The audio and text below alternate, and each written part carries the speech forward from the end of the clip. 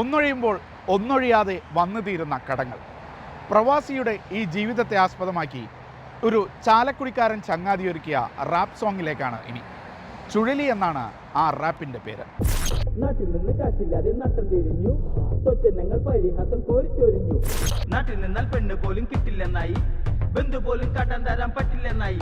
ചിരിക്കാതെയായി, പുറത്തിറങ്ങാതെയായി, വീട്ടിൽ വിലയില്ലാതായി, ആകെ ഗതികേടിലായി.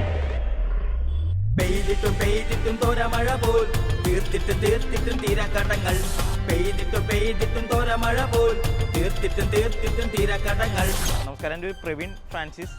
ഞാൻ ചാലക്കുടിക്കടുത്ത് പഴുക്കര എന്ന് പറയുന്ന സ്ഥലത്ത് നിന്ന് വരണേ. ഇപ്പോൾ ഏകദേശം 1.5 വർഷത്തോളമായിട്ട് അബുദാബിയിൽ ഇവിടെ എയർപോർട്ടിൽ എത്തിയാദിൽ ജോലി ചെയ്തുകൊണ്ടിരിക്കുകയാണ്. അപ്പോൾ ഈ പ്രവാസ ജീവിതവുമായി ബന്ധപ്പെട്ട് ഇങ്ങനെ മുന്നോട്ട് പോയപ്പോഴാണ്, ഇവിടുത്തെ ഒരുപാട് ജീവിതങ്ങൾ അടുത്തറിഞ്ഞപ്പോഴാണ് ഇങ്ങനൊരു റാപ്പ് എൻ്റെ മനസ്സിൽ കയറിയത്. അപ്പോൾ അങ്ങനെ ഇരുന്ന സമയത്ത് എഴുതി. കയ്യും കാലും പിടിച്ചൊരു ജോലി വന്നപ്പോൾ, വിസയ്ക്കായി ലക്ഷങ്ങൾ വേണ്ടി വന്നപ്പോൾ, അമ്മയുടെ തങ്കവള ഊരിയെടുത്ത് അത് വിറ്റ് കടലൊന്ന് ചാടിക്കടന്നു.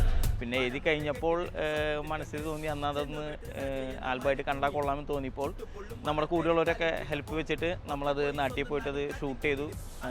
ചാലക്കുടിയിലുള്ള ഇമ്മാനുവൽ സ്റ്റുഡിയോയിൽ അത് മിക്സ് ചെയ്ത് അങ്ങനെ ഒരു റാപ്പായിട്ട് ഇറക്കാണ് ചെയ്തത്. പെയ്തിട്ടും പെയ്തിട്ടും തോരമഴ പോൽ, തീർത്തിട്ടും തീർത്തിട്ടും തീരാക്കടങ്ങൾ. പെയ്തിട്ടും പെയ്തിട്ടും തോരമഴ പോൽ, തീർത്തിട്ടും തീർത്തിട്ടും തീരാക്കടങ്ങൾ.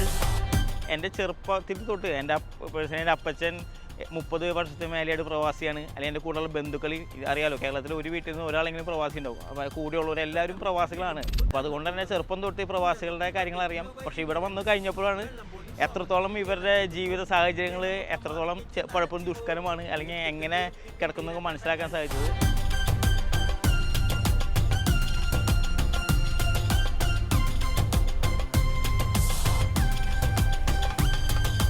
വെട്ടമുട്ടിൽ വീഴും മുമ്പ് കണ്ണു തുറന്ന്, പുഴ നോക്കി ബക്കറ്റുമ വരി നിരന്ന്, വെള്ളം പോലും ശോഭം കയറി തിളച്ചിടുമ്പോൾ ദേഹം മൊത്തം ആവിക്കേറ്റി നനച്ചിടുന്നു. അത് കണ്ടപ്പോഴാണ് ഇങ്ങനത്തെ ഒരു ഇത് തോന്നിയതും. പിന്നെ ഞാൻ പ്രവിൻസ് എന്ന പേരിലാണ് ഇൻസ്റ്റയിലും ഫേസ്ബുക്കിലൊക്കെ നമ്മൾ റീൽസ് വരുമ്പോൾ ചെയ്യണേ. അപ്പോൾ കുറച്ച് ആളായിട്ട് ഇങ്ങനെ ഒരു റീൽസിലൂടെ പോകുമ്പോൾ സ്വാഭാവികമായിട്ടും കിട്ടിയ സമയത്ത് എഴുതിയതാണ് ഈ തീരാ ചുഴലി. പെയ്തിട്ടും പെയ്തിട്ടും തോരമഴ പോൽ, തീർത്തിട്ടും തീർത്തിട്ടും തീരാക്കടങ്ങൾ. പെയ്തിട്ടും പെയ്തിട്ടും തോരമഴ പോൽ, തീർത്തിട്ടും തീർത്തിട്ടും തീരാക്കടങ്ങൾ. പലപ്പോഴും നമുക്ക് ഇഷ്ടമുണ്ടായിട്ടല്ല, നമ്മുടെ സാഹചര്യങ്ങളാണ് നമ്മളെ പ്രവാസിയാക്കണമെന്ന് നമ്മൾ തന്നെ പറയും.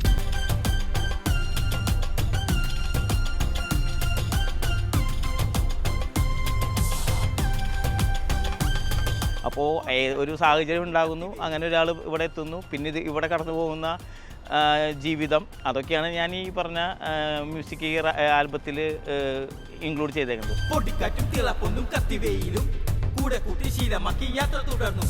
മരവിച്ച മനം വെച്ച് ദിനം കഴിച്ചു, കീശക്കാക്കും കാശു മാത്രം കനവിൽ വെച്ച്.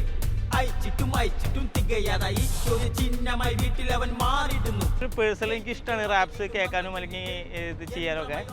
പിന്നെ നമ്മുടെ അറിയാലോ, പുതിയ തലമുറ കൂടുതൽ കേൾക്കാൻ ഇഷ്ടപ്പെടുന്നതും അല്ലെങ്കിൽ അവരോട് ചേർന്ന് നിൽക്കുന്ന റാപ്പ് ആയതുകൊണ്ടാണ് റാപ്പ് തിരഞ്ഞെടുത്തത്. ജയിച്ചിട്ട് മടങ്ങിട്ട് മന്ത്രം ചൊല്ലിട്ട് യന്ത്രമായി ഓട്ടം അത് തുടർന്നിടുന്നു.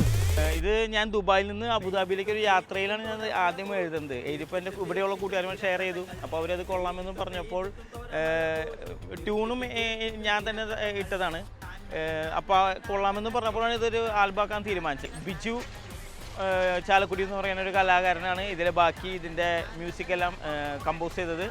അങ്ങനെ പിന്നെ ഇമ്മാനുവൽ സ്റ്റുഡിയോയിലുള്ള അവിടെയും ബിജു എന്ന് പറയുന്ന ചേട്ടൻ തന്നെയാണ്. അങ്ങനെ ഇവർ ഈ 2 ബിജുമാരും ഞാനും കൂടിയാണ് ഇത് മൊത്തത്തിൽ നമ്മൾ മിക്സ് ചെയ്ത് പുറത്തിറക്കിയത്.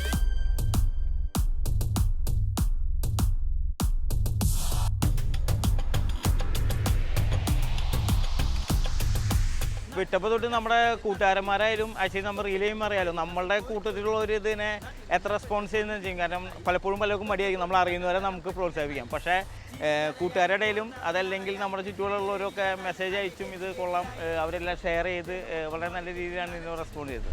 വയറ്റിലെ ആളലൊന്ന് കെടുത്താനായി പയറ്റുന്നു അടവെല്ലാം ഓരോന്നോരോന്നായി. തലേരാത്രി മിച്ചം വന്ന ബ്രെഡും കറിയും എന്നെ നോക്കി പല്ലിളിച്ച് മാടി വിളിച്ചു. പഠിച്ചെടുത്തോ പൊതിഞ്ഞെടുത്തോ പിന്നെ ഉടുത്തൊരുങ്ങി ഓട്ടപ്പാച്ചി തുടങ്ങി. പ്രവാസ ജീവിതത്തിൻ്റെ അത്ര തരം ദുഷ്കരമേഖലയിലൂടെ എനിക്ക് കടന്നു പോകേണ്ടി ഇതുവരെ വന്നിട്ടില്ല.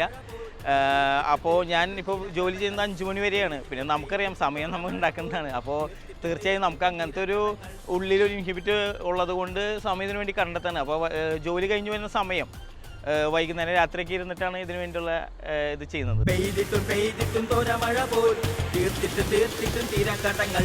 പെയ്തിട്ടും പെയ്തിട്ടും തോരമഴ പോൽ തീർത്തിട്ടും തീർത്തിട്ടും തീരാക്കടങ്ങൾ.